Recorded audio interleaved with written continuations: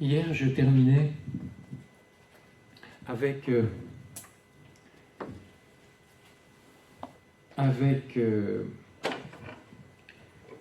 cette double proposition qui se tient, qui va expliquer les deux conférences d'aujourd'hui. Pour vivre de Dieu, il faut la grâce de Dieu. Pour vivre de la grâce de Dieu, il faut Marie, pour parler simplement. Donc ce matin, nous allons voir cette première proposition. Pour vivre de Dieu, il faut accueillir la grâce de Dieu.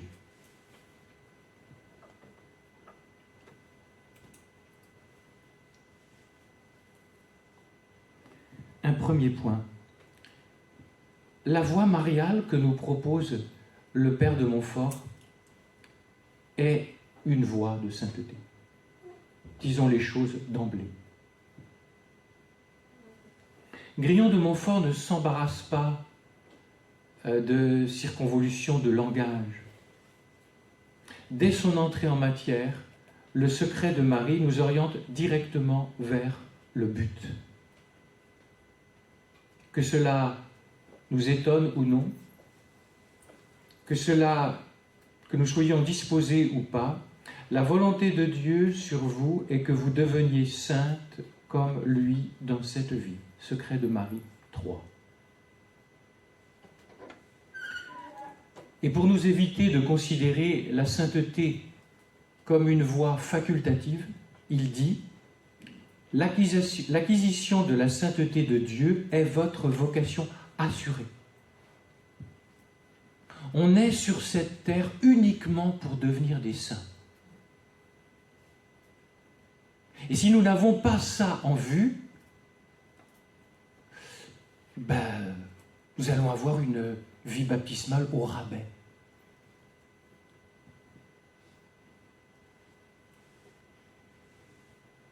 Est-ce que l'appel universel à la sainteté nous éloigne de notre sujet qui est le secret de Marie ? Bien au contraire, le secret de Marie nous convie au centre.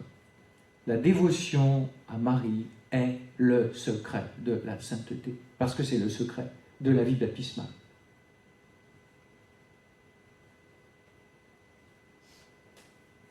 Quelles que soient les époques de l'histoire de l'Église et des changements socio-culturels, il y a un axe qui ne bougera jamais. C'est d'appeler les catholiques, les gens, à la sainteté. Je pense que si Grillon de Montfort revenait aujourd'hui dans notre monde, certes, il aurait peut-être un langage, des accents de langage qui seraient un peu différents, mais son obsession serait la même.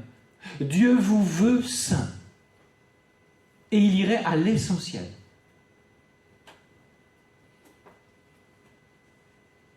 Il est très intéressant de noter qu'un des grands disciples de Grillon de Montfort qui est devenu saint, Saint Jean-Paul II, vous savez, ses armoiries, Totus Tuus, qui est une parole de Grillon de Montfort, tout à toi Marie, tout à toi Trinité Sainte par Marie. Il est donc intéressant de noter que Jean-Paul II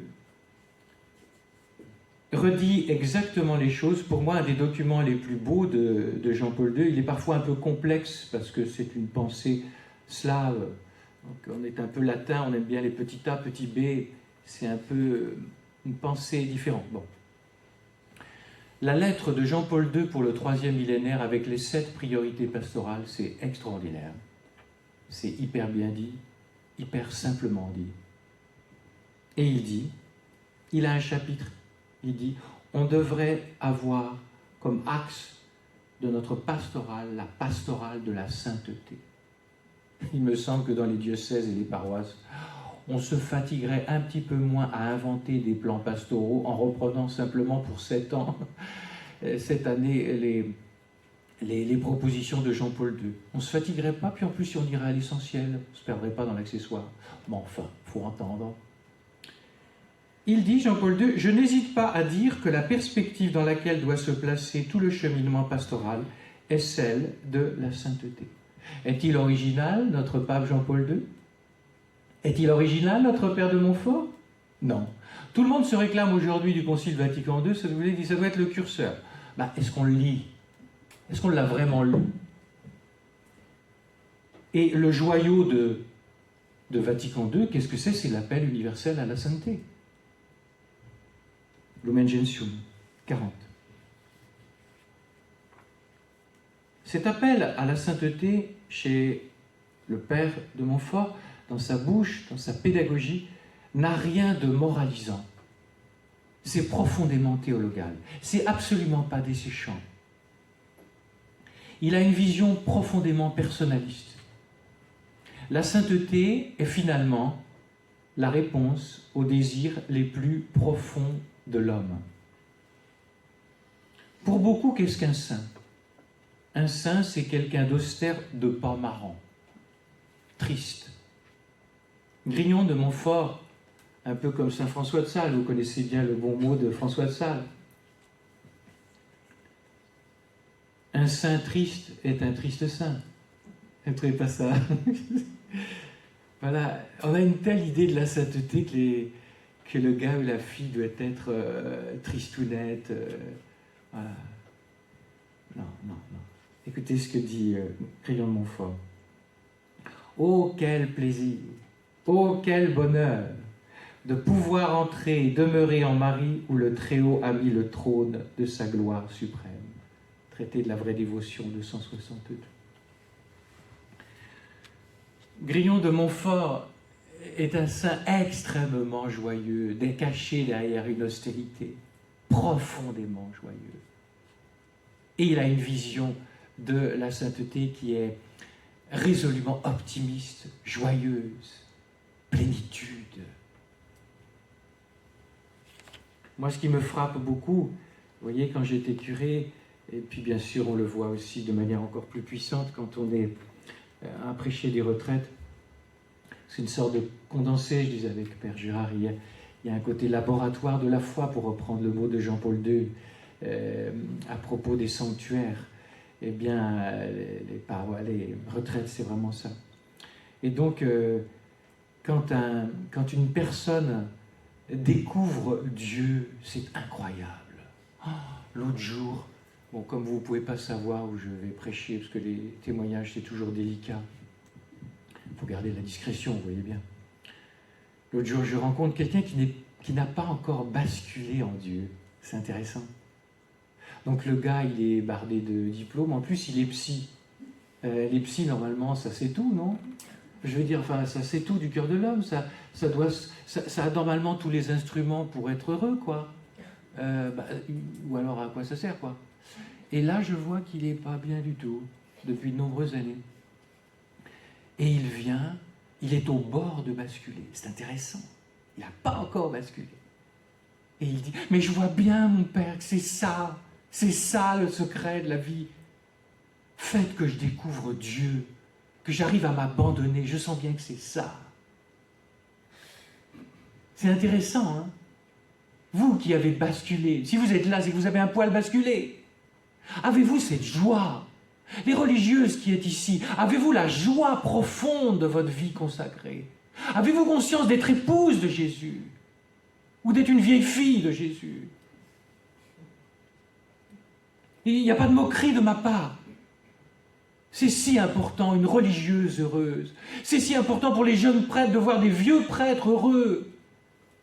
Qu'est-ce que les jeunes couples ont besoin aujourd'hui? Mais de voir des vieux couples amoureux, heureux. Ah, on veut le mariage des prêtres. Ah bon, moi je voudrais voir des mariés très heureux, moi, pour que ça soit intéressant. Mais j'en vois pas des tonnes. Ça n'a pas l'air si simple que ça.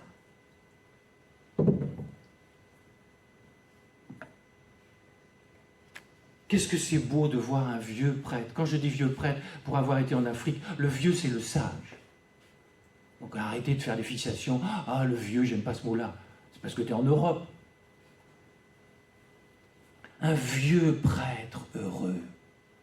Qu'est-ce que c'est beau. Ça veut dire que le temps n'a pas usé son amour. Et normalement, un prêtre doit être de plus en plus amoureux du bon Dieu, s'il vous plaît. Et pareil pour une religieuse. Bien sûr que dans les monastères, j'aime beaucoup prier voilà, quand on voit des monastères où il y a des congrégations, je sais pas, où il y a plein de jeunes religieuses, vous voyez bien, il y a de la joie, tout ça. Mais une religieuse âgée, qui est certes pleine de rides, et alors, mais que vous sentez son âme, ça vibre, mais pour moi c'est plus beau que les jeunes religieuses, vous comprenez? Parce que les petites jeunes religieuses, c'est comme les jeunes couples, vous comprenez? Faut voir avec le temps ce que ça va donner. Et voilà pourquoi mes sœurs qui êtes plus âgées, mes prêtres qui êtes plus âgés, vous avez une grande responsabilité auprès des jeunes générations. Êtes-vous amoureux?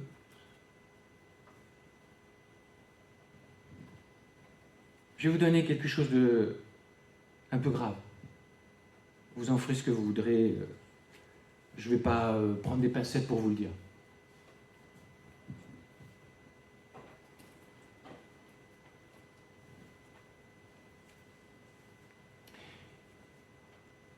Mon père spirituel avait un prêtre qui le recevait et qui est mort. Je ne peux pas en dire plus, dans des circonstances un peu particulières.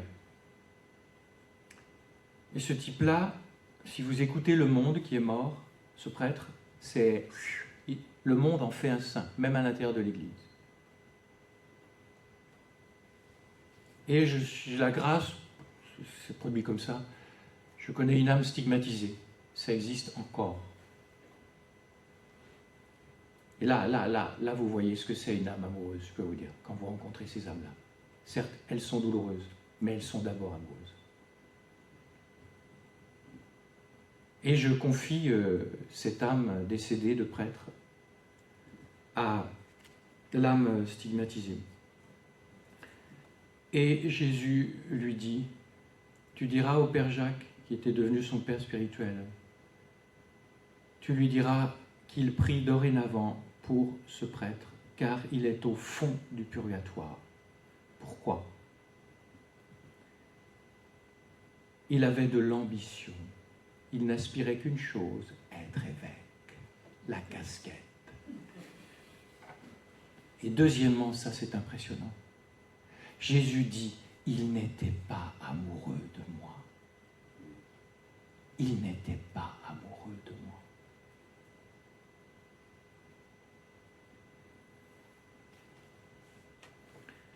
Un consacré, il lui sera demandé, t'avais quoi comme responsabilité sur la terre?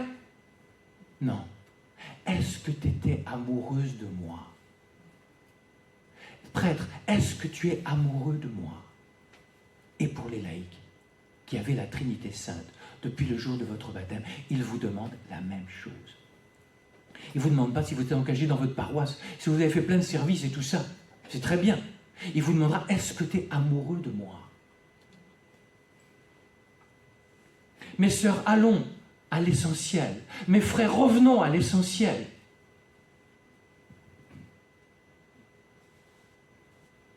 Donc vous comprenez notre saint Grillon de Montfort. Qu'est-ce qui rend joyeux? Mais c'est d'être amoureux du bon Dieu.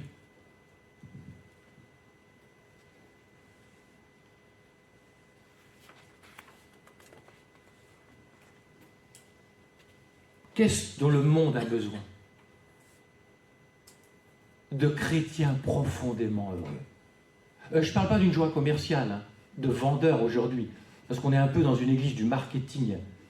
Ce n'est pas moi qui le dis, c'est un évêque qui l'a dit récemment, au congrès pour le monde rural. J'ai peur que nous transformions l'Église en une petite entreprise. Tout ce truc de coaching partout, on est en train d'adopter comme une mentalité d'entreprise. Nous ne sommes pas une entreprise. Nous sommes l'Église du Seigneur. Et ce qui touche profondément les âmes de nos contemporains, c'est de voir des gens heureux.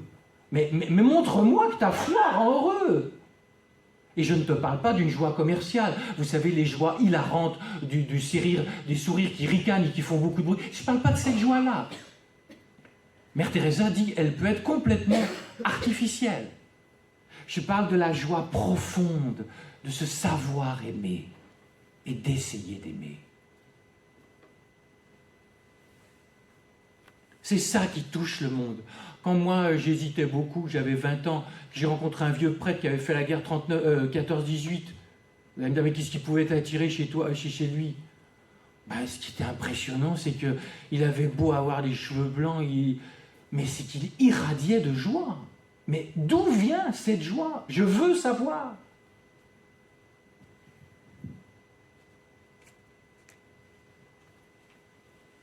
Et mes amis, la joie ne vient pas de ce qu'on fait. La joie vient de ce qu'on est. Regardez petite sœur Bakita. Cette petite sœur qui a tant souffert. Cette petite sœur qui s'occupait des riens dans la communauté, épluchage, balayage.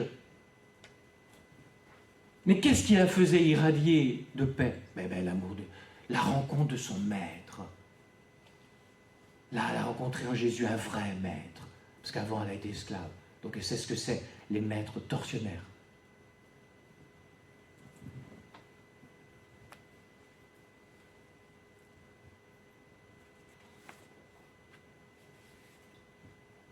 La voie mariale comme appel à la sainteté. Deuxième note. Mais mon père, la sainteté est impossible. Deuxième point. Quand j'étais curé de paroisse au bord de la mer, avant de répondre à cet appel, que je n'aurais jamais imaginé d'ailleurs, j'aimais beaucoup la Toussaint. Mes chers pères qui êtes ici, ça va peut-être vous rappeler les souvenirs quand vous êtes en paroisse ou vous y êtes actuellement. J'aimais beaucoup la fête de la Toussaint. Par définition, on peut parler de la sainteté. Et alors je lançais mes frères, nous sommes appelés à la sainteté. Et ce qui m'amusait, je faisais exprès, c'était pour voir leur réaction. Et vous aviez des soulèvements de sourcils. Oh, vous voyez ce que ça veut dire, non? Mon père, si vous saviez. Heureusement qu'il y a un purgatoire, j'ai peut-être mes chances, quoi. Donc la haute vision de la sainteté qu'avaient ces chers paroissiens. Quand je dis ça, si vous saviez l'affection que je leur porte, mais il n'est pas interdit de sourire un petit peu de temps en temps. D'ailleurs, la dernière année, je leur ai dit, le jour de la Toussaint. Et donc, j'ai dit, s'il vous plaît, continuez à hausser vos sourcils, je vous en prie.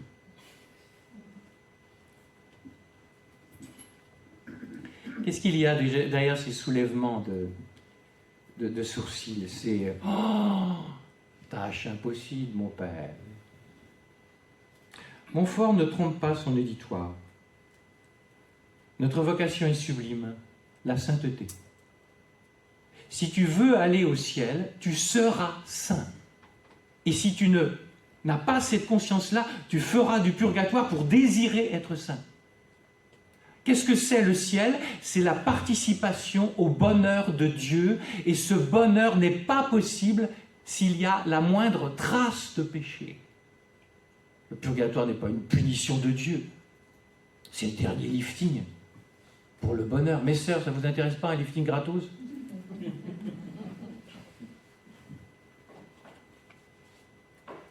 Alors cette sainteté, je vous ai dit, elle est impossible. Oui, elle est impossible dans le principe, et elle est impossible dans la pratique, dans le principe. Secret de Marie numéro 3. Oh, quel ouvrage admirable! La poussière changée en lumière, l'ordure en pureté, le péché en sainteté, la créature en le Créateur et l'homme en Dieu. Oh, ouvrage admirable, mais je le répète, ouvrage impossible à la seule nature humaine. Impossible, nous dit aussi Grillon de Montfort, de devenir saint dans la pratique, comme on dit, le concret de la vie. Écoutez ce qu'il donne comme définition de la sainteté. L'acquisition de la sainteté de Dieu est votre vocation assurée. C'est là que toutes vos pensées, paroles, actions, vos souffrances et tous les mouvements de votre vie doivent tendre. Nous savons très bien que mobiliser à ce point toutes nos forces, nous nous sentons écrasés, cela nous est impossible. Alors c'est l'autre point qui bien sûr est raccroché à celui-ci, troisième point. Impossible à l'homme, la sainteté est possible à Dieu.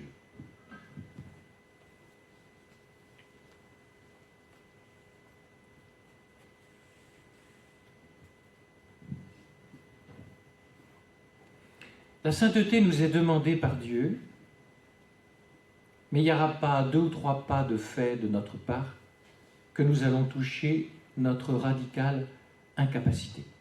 Est-ce à désespérer? Oui, si nous persistons à envisager la sainteté du côté des capacités humaines, là tu as raison, c'est à désespérer. Mais si tu changes ta paire de jumelles et que tu l'orientes non pas vers ton nombril, mais vers Dieu, qui est le Saint. N'oubliez pas, tout l'enseignement de ce matin réside dans cette formule. Seul l'Esprit Saint est capable de faire des saints. Et il est appelé l'Esprit Saint à ce sujet-là, dans ce but-là. Secret de Marie 3, il n'y a que Dieu qui, par une grâce, et une grâce abondante et extraordinaire, puisse en venir à bout et nous faire saints. Donc, si on a bien compris cela, conséquence, le premier pas pour vouloir devenir saint est la conviction que par nous-mêmes, nous n'y arriverons pas. On est incapable de produire de la sainteté. Autre formule qui n'est pas un slogan. Seul Dieu donne Dieu. Nous y reviendrons. Je voudrais faire un détour par 2 saintes du Carmel, la grande et la petite, Thérèse d'Avila et petite Thérèse. Thérèse d'Avila. C'est une très haute vérité que de nous-mêmes, nous n'avons rien de bon, mais plutôt la misère et le néant. Quiconque ne le comprend pas marche dans le mensonge. Petite Thérèse.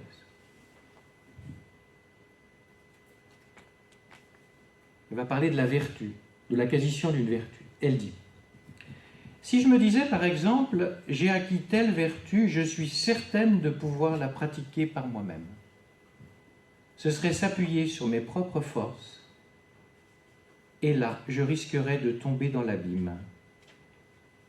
Qu'est-ce que je ferais, ajoute Thérèse, qu'est-ce que je deviendrais si je m'appuyais sur mes propres forces? Si vous lisez Thérèse de Lisieux, vous aurez l'impression qu'elle dit qu'elle n'a aucune vertu. Et puis quand vous voyez sa vie, vous dites, mais enfin c'est tout le contraire. Mais si vous avez compris avec cette grille de lecture, vous saisissez quoi? Thérèse de Lisieux sait que seul Dieu est l'origine de sa vertu.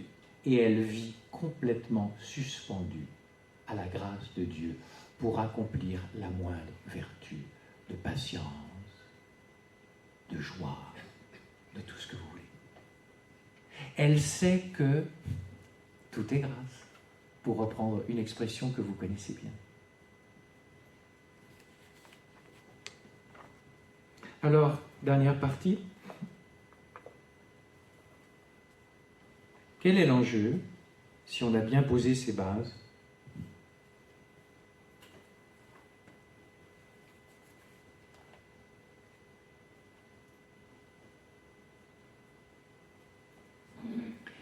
L'enjeu est de passer d'une vie pour Dieu à une vie à partir de Dieu.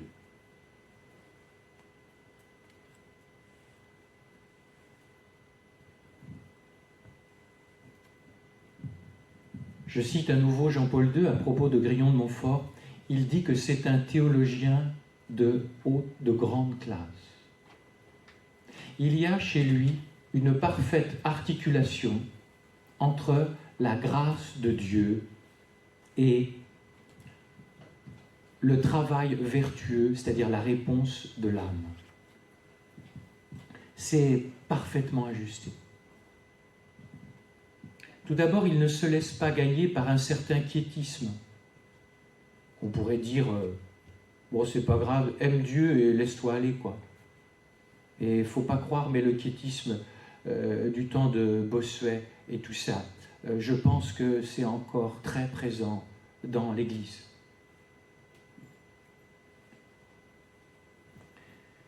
Il dit, « Les moyens de salut et de sainteté sont connus de tous, l'humilité de cœur, l'oraison continuelle, la mortification universelle, l'abandon à la divine providence, la conformité à la volonté de Dieu. » Vous avez bien entendu, il dit « Attention, âme prédestinée », c'est-à-dire baptisée. Dieu ne peut pas te faire saint sans toi. Je crois que c'est saint Augustin qui disait ça. Dieu qui t'a créé sans toi ne te sauvera pas sans toi. Autant il désigne les exigences de la conversion, autant il met en lumière, voyez l'articulation, la puissance de la grâce. Il dit en secret de Marie 5, pour pratiquer tous ces moyens de salut et de sainteté, la grâce et le secours de Dieu est absolument nécessaire. Je vous ai évoqué, mais certains la connaissent parce qu'ils ont lu Renaître d'en haut, cette petite figure qui a été à l'occasion de ma conversion 15 ans après avoir été ordonné. Vous m'entendez bien? Je ne dis pas 15 ans après avoir été ordonné prêtre. Donc Mercedes. Elle était aveugle et c'est étonnant parce qu'avant elle lisait plein de vies de saints, puis Jésus a permis qu'elle ne puisse plus lire. Mais elle ajoutait ceci, c'est fou, depuis que j'ai consenti à ne plus voir, maintenant je vois dans les âmes. Et elle avait une parole de l'Écriture qui revenait souvent. Jean 15, 5. Sans moi, vous ne pouvez rien faire. En sommes-nous convaincus? Sommes-nous convaincus que le moindre acte vertueux est impossible si Dieu ne s'en mêle pas? Est-ce que vous comprenez un peu ce qui se sous-entend sous le titre « Passer d'une vie pour Dieu à une vie à partir de Dieu » ? Est-ce que vous voyez? Moi, qu'est-ce qu'elle m'a donné de vivre comme conversion 15 ans après avoir été ordonné? Attention, je ne faisais pas trop de bêtises, si quand même quelques-unes. Et je faisais même 2 heures d'oraison par jour, sauf que je travaillais pour Dieu, et assez peu à partir de Dieu. Donc, je le dis, c'est très important, c'est pas parce que tu fais de la piété que tu t'es encore laissé prendre par le mystère de la piété.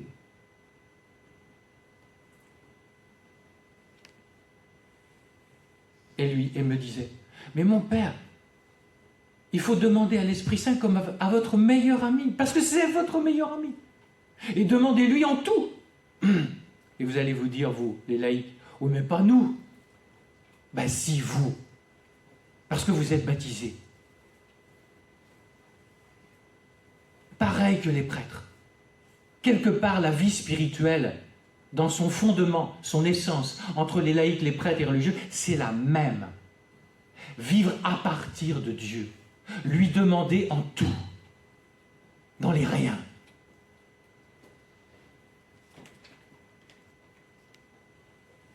Vous voyez donc, pour résumer les choses qu'on va développer, la vie chrétienne est vraiment une alliance. Une alliance entre un don de Dieu qui sera toujours premier, et jusqu'à la fin de ta vie, sans la grâce, tu ne pourras pas. Tu ne peux pas produire une once de grâce sans la grâce qui vient d'en haut. Et donc, il y a alliance entre cette grâce qui est toujours première et ma réponse, ma collaboration, qui est seconde, je n'ai pas dit secondaire, qui est seconde par rapport à la grâce de Dieu qui sera toujours première. On peut dire vraiment que la vie baptismale, la vie sacerdotale et la vie de consacré religieux, religieuse, était vraiment un mariage. Imaginez la prochaine fois où vous allez à un mariage et vous voyez le mari qui dit aux échanges des consentements, qui scelle le mariage, hein, qui fait qu'il y a un mariage selon l'Église catholique. Hein. Eh bien, le gars qui dit oui, oui, je te reçois comme épouse et je me donne à toi. Et puis, chérie, je t'aime tellement, c'est pas la peine que tu répondes. Pardon, t'es marié tout seul? Je suis marié avec toi? Il faut un échange des consentements des deux parties. Le Christ est notre époux. Et il me dit, je me donne à toi. Et en même temps, il dit, et toi? Mais lui est premier dans l'ordre de la grâce.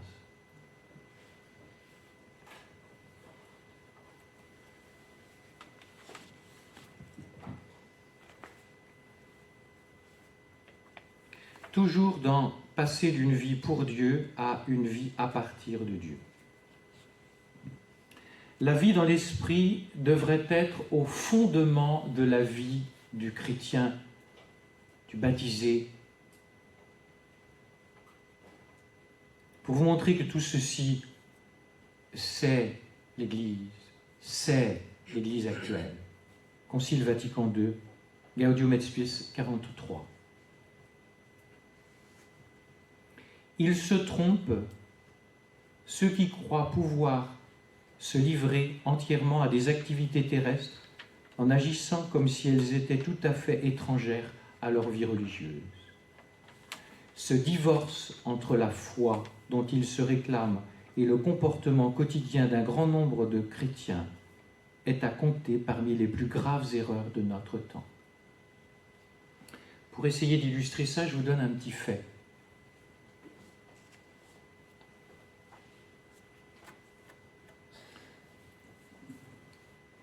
Avant de répondre à cet appel, j'ai eu une expérience de prêcher, je veux dire à plein temps maintenant.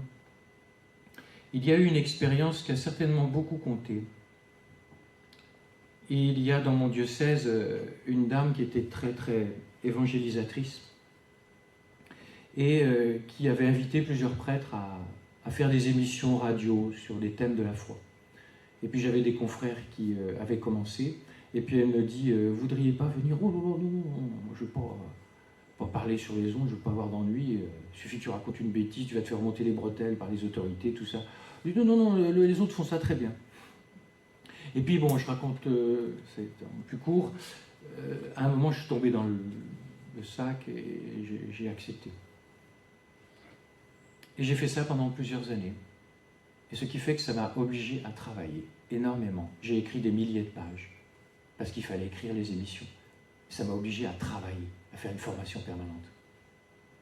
Et vraiment, quand je vois tout ce que Dieu fait, quel point il fait tout au millimètre, Dieu, je me disais, mais à quoi ça sert tout ça? Puis après, il y a eu le songe de Mercedes, que je vous raconterai peut-être. Et puis au bout de plusieurs années, je commence à prêcher.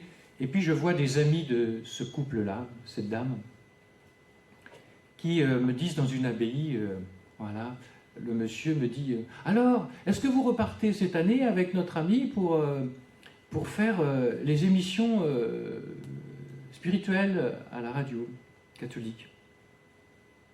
Et je patiente un instant et puis je lui dis « Écoutez, voilà, j'ai pris le temps de réfléchir et de prier. Et il ne me semble pas que le bon Dieu veuille que je reprenne cette mission. C'était bon pour un moment. Puis maintenant, non. » Le monsieur, profondément catholique, profondément pratiquant. Et en plus, au niveau théologique, on souhaiterait que les consacrés soient aussi bien formés que ça. Donc des gars qui bossent, un couple qui bosse, quoi. Il me répond du tac au tac. « Ah si vous êtes directement branché sur le Saint-Esprit qui vous dit ce que vous avez à faire, vous avez bien de la chance. » Autrement dit, tu te prends pour Jeanne d'Arc, quoi. Et là, je suis resté sans voix. Parce que c'est un type très bien. Je me suis dit, c'est pas possible, il pense ça. Demander au Saint-Esprit, pour lui, c'est de l'orgueil. C'est de la prétention. Alors que c'est le début de l'humilité. Puisqu'on sait que par soi-même, on est capable de rien. Mais qu'on sait que l'Esprit Saint, lui, il est capable de tout. Alors on lui demande. Ça a été pour moi, cette expérience, ne vous inquiétez pas, je ne lui en veux pas, on s'est revus il y a quelque temps, j'en ai pas parlé, mais je veux dire, non, mais ça m'a beaucoup éclairé sur l'idée qu'il y a dans beaucoup d'esprits catholiques. La vie dans l'esprit est un luxe pour enfants sages ou réservé à une élite. Alors qu'elle est au fond, elle devrait être au fondement de la vie baptismale. Je vais reprendre ça. Comment en est-on arrivé à cela? À ce que dit ce monsieur, qui est partagé par beaucoup de gens. Première note. Quand le faire dans l'éducation humaine et religieuse a été tellement enseigné qu'il a été enseigné au détriment du laisser-faire. Regardez le langage populaire. Une maman va dire, et attention, elles font ça très bien. As-tu fait tes prières? As-tu fait tes devoirs? As-tu fait? Quand est-ce qu'on va enseigner aux enfants à se laisser faire par le bon Dieu? Qui n'a rien à voir avec se laisser aller, qui n'a rien à voir avec rien faire, qui a à voir avec se laisser faire. C'est autre chose. C'est recevoir son faire. Est-ce que je suis clair?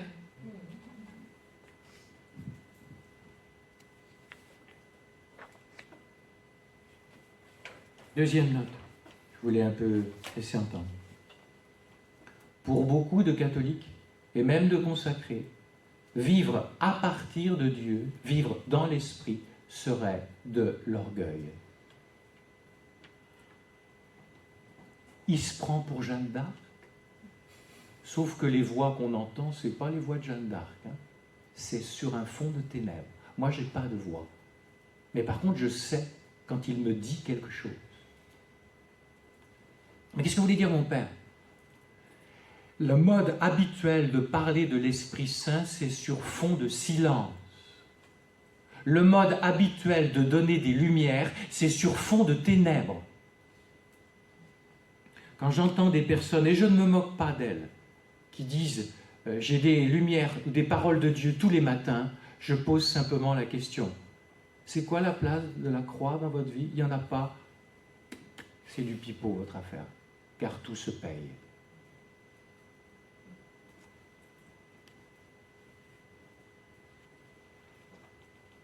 Vivre dans l'esprit serait réservé à une élite, comme dit le langage populaire, pour être du rural et avoir des curés dans le rural. Comme disent les gens, c'est pour les curés et les bonnes sœurs. Est-ce que vous vous rappelez de M. Raffarin? Vous savez, les Raffarinat, l'ancien Premier ministre. Il avait des paroles qu'on appelle justement les Raffarinat. Et à un moment, il avait parlé d'une France d'en bas et une France d'en haut, à l'intérieur de l'Église. Beaucoup, même s'ils s'en défendent, encore aujourd'hui, ont une conception de l'Église avec une Église d'en bas et une Église d'en haut. Et l'Église d'en bas, bien sûr, c'est la plèbe des laïcs.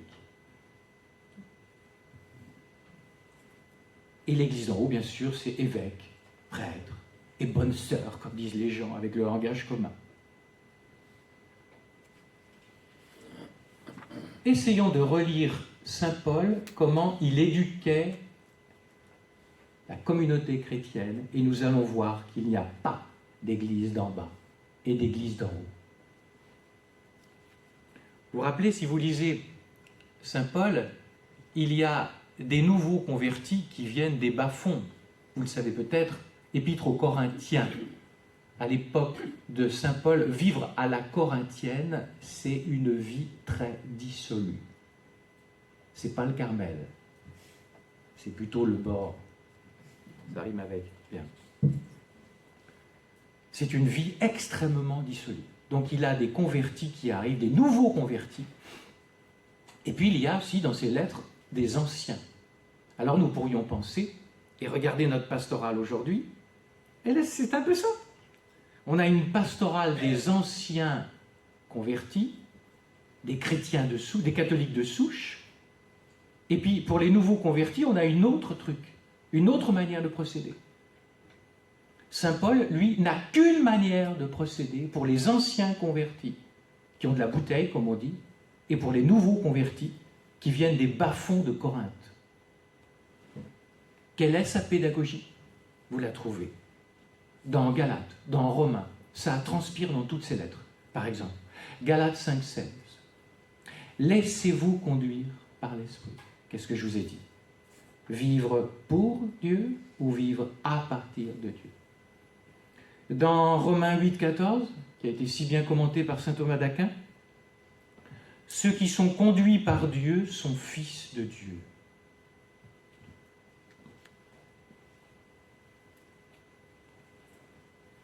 Il me semble que dans l'Église, nous avons on aime beau l'expression, déplacement. Il faut opérer des déplacements. Mais là, ce serait un juste déplacement. L'enseignement sans doute par peur des dérives, je peux le comprendre, attention, mais souvent, l'enseignement des catholiques est assez moralisant. Et ne comptez pas sur moi pour enlever un iota de l'enseignement moral de l'Église. Mais c'est assez moralisant. Si on est plutôt chrétien de gauche, on dira « allez, donnez 100 balles au CCFD, et ça va se résoudre là ». Et si on est plutôt chrétien de droite, excusez-moi pour mes caricatures, car ce sont des caricatures, eh bien on va dire faut observer les lois de l'Église en matière de vie conjugale et puis de faire les prières, quoi. Mais c'est à mettre dans le même sac, ces trucs-là. C'est du moralisant. On a peur de dire aux chrétiens que pour être moral, il faut être théologal. Pour dire les choses plus simplement, que pour vivre des vertus que Dieu désire pour nous, il faut vivre à partir de l'esprit. Et on a peur d'enseigner ça aux gens. Alors on leur fait des discours avec le faire. Il faut vous engager, il faut faire des bonnes actions. Tout ceci est bien, sauf que ça repose d'abord sur un laisser-faire qui devrait être fondamental.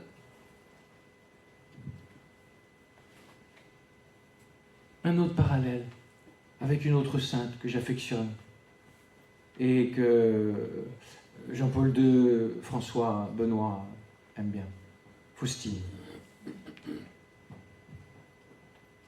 Sainte Faustine Kowalska. On pourrait se dire c'est une polonaise, ça doit être un peu classique, ranger des parkings. Bon, écoutez là. Ô mon Jésus, comme il est facile de se sanctifier. Ça vous intéresse pas un truc facile, mais ça, non? Comme il est facile de se sanctifier, il faut seulement un petit peu de bonne volonté. Si Jésus découvre ce minimum de bonne volonté dans l'âme, il se hâte de se donner à elle et rien ne peut l'arrêter. Tu m'entends? Ni tes fautes, ni tes chutes. Absolument rien. Cette âme pourra en peu de temps parvenir à la plus haute sainteté qu'une créature puisse atteindre ici-bas.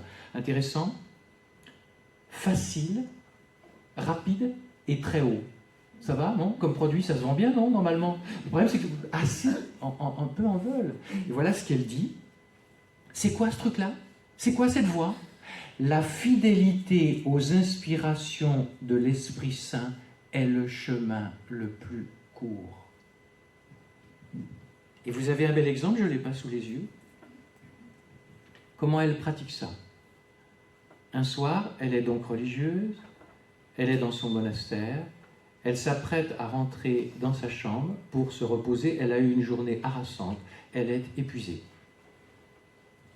Et elle sent une inspiration.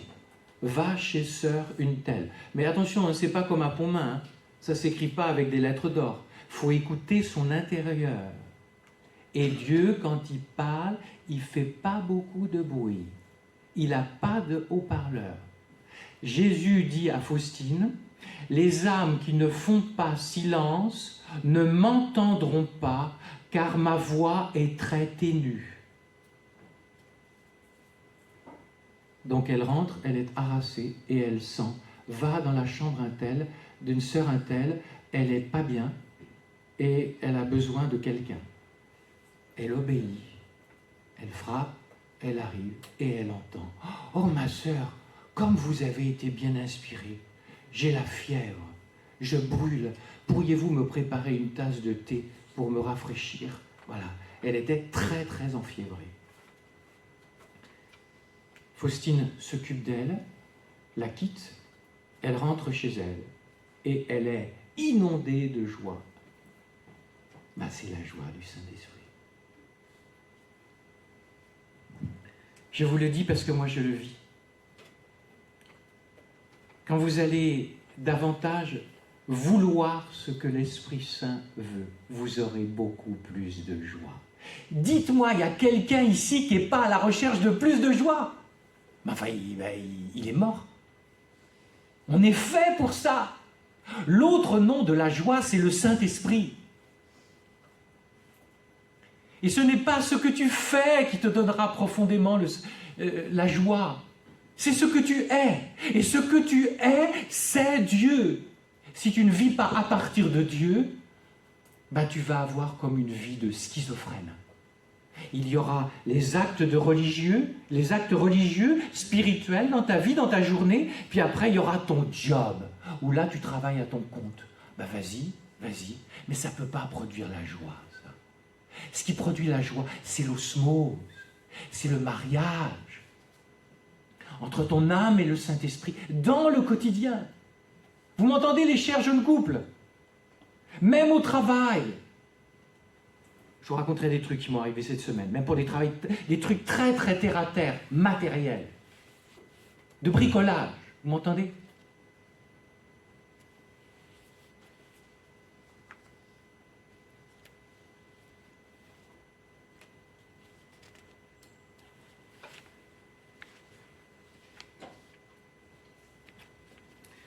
Donc nous ne nous éloignons pas de notre thème, puisqu'il s'agit de, pour vivre de Dieu, il faut avoir la grâce de Dieu.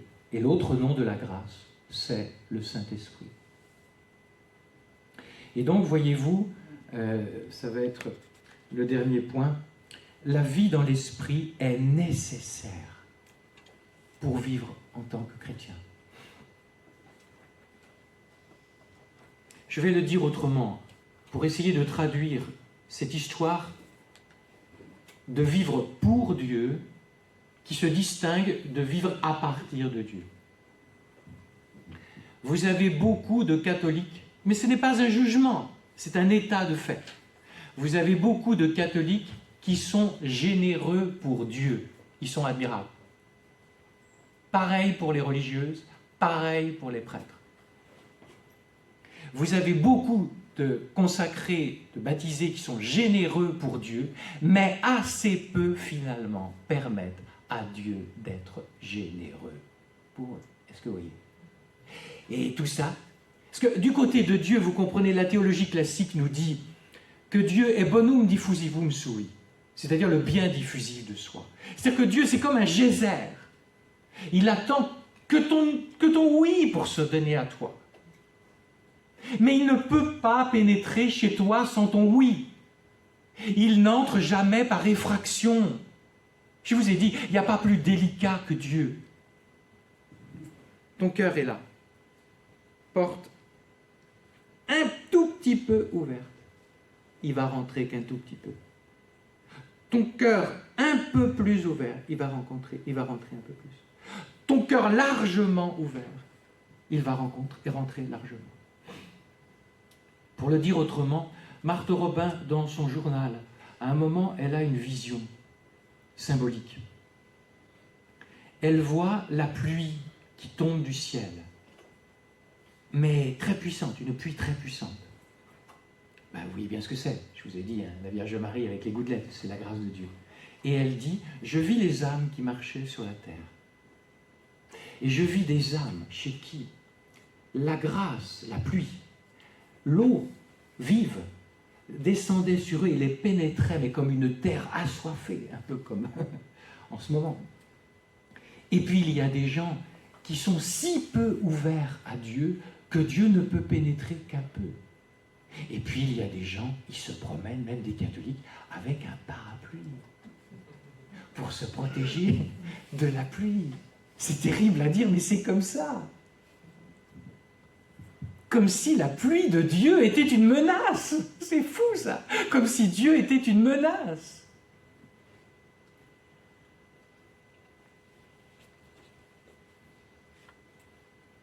Pourquoi faut-il, pour vivre de Dieu, vivre à partir de Dieu? Parce que je vous l'ai dit, seul Dieu donne Dieu. Ça a une implication très importante pour vous et pour moi, en tant que prêtre. Je ne peux pas vous donner Dieu. Vous allez me dire, mais c'est bien vous qui allez célébrer la messe ces jours-ci. Mais si Dieu ne le fait pas, mais qu'est-ce que vous voulez que je vous donne? Mais vous prêchez. Mais je ne peux pas donner Dieu. Je vous indique Dieu. Mais je ne peux pas vous donner Dieu. La pénétration de Dieu dans vos âmes, seul Dieu l'a fait. S'il en est ainsi pour le prêtre, ça devrait normalement vous donner une très grande paix, vous les parents. Vous ne pouvez pas donner Dieu à vos enfants. Vous ne pouvez qu'être poteau-indicateur. C'est par là. C'est tout ce que vous pouvez faire. Et pourquoi chez les saints, Dieu se donne puissamment? Mais parce que les saints sont donnés à Dieu. Et quand un saint est donné à Dieu, que fait Dieu? Il se donne à ce saint. Et par ce saint, il se donne au monde. C'est hyper simple, l'évangélisation. Pour moi, on a compliqué les choses. On est dans des histoires de techniques, de trucs, de kits de trucs actuellement. Et ça explique l'essoufflement de l'Église actuelle. Ce n'est pas des affaires morales d'abord, ça fait la une, c'est dramatique. Mais le problème de fond de la crise de l'Église est mystique. C'est une crise de la grâce. Doublé à ça, un déni de la croix et du crucifié. Il faut un Jésus ressuscité et pas la croix. Et là, notre Père de Montfort, lui, il recadre les choses. Bon, c'est pas l'heure, on verra ça en temps voulu. Alors je vais utiliser une petite image. Avant de partir, j'ai un tout petit jardin, heureusement pas un grand, parce que comme je suis tout le temps un peu parti. Donc qu'est-ce que j'ai fait? Allez mes petites fleurs, je vous arrose, parce que je pars encore pour une semaine, et puis Jésus, pas trop chaud s'il te plaît, va pas me les griller. Donc je les ai arrosés. S'il y en a qui sont un petit peu jardiniers parmi vous, je ne suis pas trop, mais... Vous avez une plante. Le cœur de l'homme, c'est comme un jardin avec 3 plantes. Ça va? Vous suivez? Et ces 3 plantes, c'est les 3 vertus théologales. Théologal veut dire Dieu pour origine, Dieu pour fin. Bien.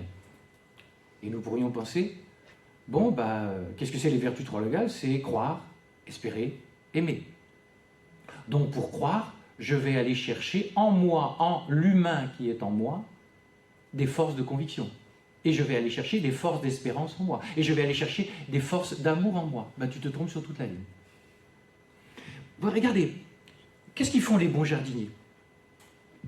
Ils utilisent des bouteilles de Contrex, ils les coupent par la moitié, et puis ils ont des tomates par exemple, ou je sais pas quoi, ils vont mettre la bouteille à l'envers, couper en 2, et puis l'eau va tomber, et elle va tomber à la racine des 3 plantes, qui sont les 3 vertus théologales. Qu'est-ce que c'est ces petits réceptacles de l'eau qui tombent du ciel? Ça s'appelle les dons du Saint-Esprit. Saint Thomas d'Aquin dit, le b.a.-ba de la théologie, c'est de travailler à partir des dons du Saint-Esprit. C'est-à-dire que le grand théologien peut avoir une grosse tête, une grosse intelligence. Quand il doit travailler, il doit dire à Dieu, je ne sais pas, mais toi tu sais. Et saint Thomas d'Aquin est extrêmement puissant, car il a pratiqué ce qu'il dit, cet esprit d'une puissance intellectuelle, certainement le plus puissant de tous les temps. Il n'est pas appelé le docteur commun pour rien. Eh bien, il se comporte comme Thérèse de Lisieux pour faire sa théologie. Un jour, il sèche. Vous avez dû entendre parler de ça, parce que c'est très beau. On l'appelait le bœuf. Il était assez... Et il va mettre son large front contre la tabernacle. Jésus, enseigne-moi comme un gosse. Ce dont nous avons besoin aujourd'hui, c'est des théologiens enfants, pas régression infantile, mais des théologiens qui ne soient pas imbus de leur capacité intellectuelle. Il leur a donné cette capacité intellectuelle, qu'il la développe, mais dans un état de pauvreté intérieure, ce que le pape François, reprenant les pères de l'Église, les pères du désert, appelle la théologie à genoux, comme un pauvre. Alors ça se traduit comment? Vous avez des enfants, vous avez une réunion familiale, et vous savez qu'il y a un peu d'eau dans le gaz entre certains de vos enfants. Et vous avez organisé une prochaine réunion de famille. Et vous appréhendez. Si vous passez votre temps à appréhender jusqu'à la rencontre, ça va mal se passer. Parce que tu n'es pas abandonné. Bien. Au moment même, Jésus, celui-là, il est plus ingrat de mes enfants. J'ai plus de peine à l'aimer que l'autre. Et alors tu vas essayer de l'aimer à partir de ta vertu humaine? Ben, tu n'y arriveras pas. Rappelez-vous, la petite bouteille plantée à l'envers? Esprit Saint, au moment même de la réunion familiale, aide-moi à l'aimer. Vous pratiquez ça en tout. Vous allez donc pratiquer ce qu'on appelle la vie théologale à partir des dons du Saint-Esprit. Et vous allez utiliser donc le bon carburant pour les vertus théologales. Le bon carburant pour les vertus théologales, c'est pas ta vertu simplement humaine, c'est l'Esprit Saint qui est le seul carburant adapté pour les vertus théo, c'est-à-dire divines. Moi, ce qui est nouveau, donc, dans ma vie de prêtre, bien sûr, il reste plein à franchir, je m'en moque. Le principal, c'est d'avoir les pieds dans le train. Après, arriver à la capitale, ça ne nous regarde pas. Il ne faut pas trop se regarder. Mais ce qui a changé, donc, depuis cette expérience, j'ai eu besoin d'un peu d'éducation sur plusieurs années avec Mercedes, elle était la sacristaine, tellement j'étais fermé. C'est que maintenant, j'apprends à entrer dans une dépendance en tout. Je ne sais pas, je fais comment? Tu vois les choses comment? Et j'attends qu'il parle à sa manière. Et je ne reçois pas de SMS, que ce soit bien entendu. Et je n'ai pas de vision. C'est le mode habituel. Allez là-dedans. Si après, il vous donne quelque chose de surnaturel, ne le boudez pas, mais ce n'est pas son mode habituel extraordinaire. Il va falloir apprendre à entendre la voix de l'esprit, qui est très ténue. Et ça se pratique par l'expérience.